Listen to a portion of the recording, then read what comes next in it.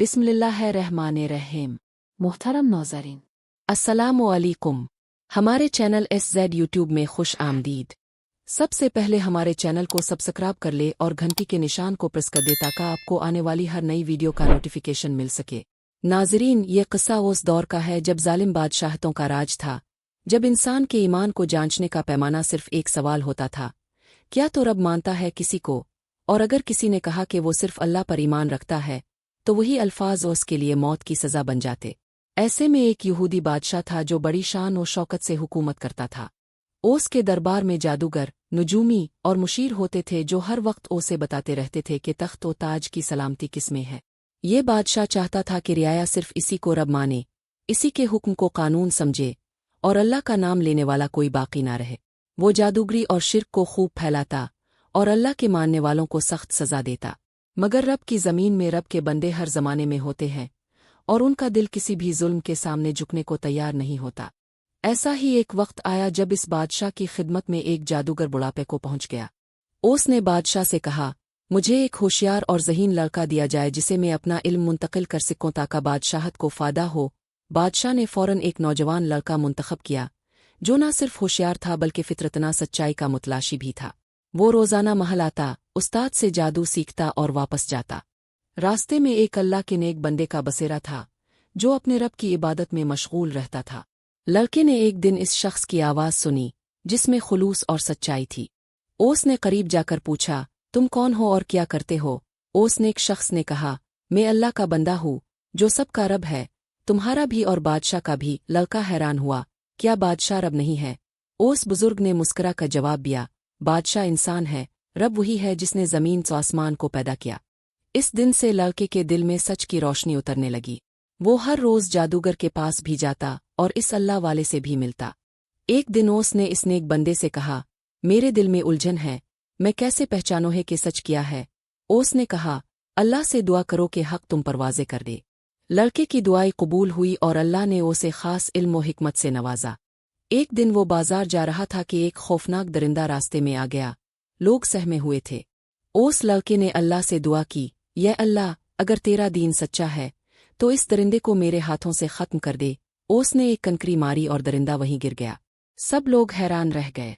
अब इसकी शोहरत फैलने लगी। लोग इसे वली समझने लगे, इससे दुआएं करवाने आने लगे। बादशाह के दरबार में एक मुशीर था जो अंधा हो चुका था। ओस ने लड़के से इलाज की दरखास्त की। लड़के ने कहा, अगर तो अल्लाह पर ईमान लाता है तो अल्लाह तुझे शिफा दे सकता है। मुशीर ने कहा, मैं ईमान लाता हूँ जिस रब पर जो लड़के का रब है। इसने अल्लाह से दुआ की और मुशीर की आंखों की रोशनी वापस आ गई। जब बादशाह को ये बात मालूम हुई तो उसने मुशीर को बोला कर पूछा, क्या मेरी सल्तनत की ताकत ने तुझे शिफा दी? मुशीर ने कहा, नहीं, मुझे अल्लाह ने शिफा दी जो लड़के का रब है। ये सुनकर बादशाह का चेहरा लाल हो गया। गुस्से से चीखा, मेरे सवा कोई रब? उसने मुशीर को जेल में डाल दिया और अजियत देने लगा, मगर वो अपनी बात पर कायम रहा और शहीद कर दिया गया। अब बादशाह को लड़के का पता चल चुका था। ओस ने सिपाहियों को हुक्म दिया कि इसे गिरफ्तार किया जाए। लड़के को पकड़कर बादशाह के सामने लाया गया। बादशाह ने पूछा, क्या तुम मानते हो कि मेरे सवा कोई रब है? लड़के ने पूरी जुर्रत से कहा, हाँ, मेरा रब और तुम्हारा रब सिर्फ अल्लाह है। बादशाह ने सिपाहियों को हुक्म दिया कि इसे एक पहाड़ पर ले जाओ और नीचे फेंको। सिपाही लड़के को ले गए। लड़के ने अल्लाह से दुआ की, ए रब, मुझे उनके शर से बचा ले। पहाड़ लरज़ उठा, सिपाही नीचे गिरकर मर गए और लड़का सलामत वापस आ गया। अब बादशाह ने कहा, इसे किश्ती में ले जाओ और समंदर के दरमियान फेंक दो। लड़का फिर अल्लाह से दुआ करता है और किश्ती उलझ जाती है, सिपाही डूब जाते हैं और वो वापस आ जाता है।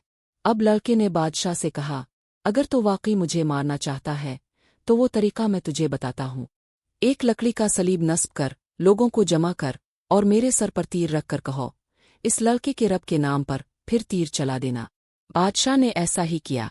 सारा शहर जमा हुआ। लड़के को सलीब पर लटकाया गया।